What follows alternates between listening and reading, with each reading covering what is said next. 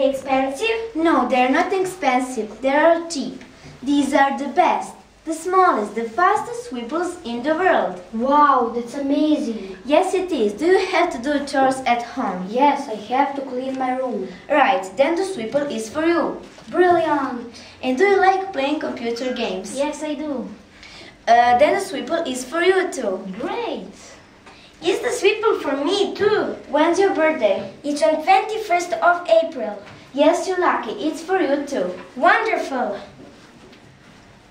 What are the sweepers made of? The sweepers are made of metal, plastic, glass and sugar.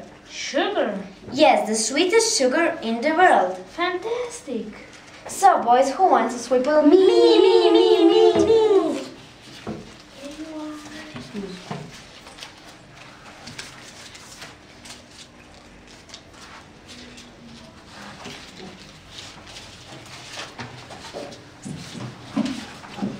What is happening?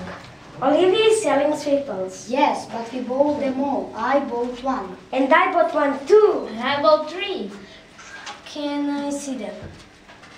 They're the smallest sweepers in the world. And the best. And the fastest.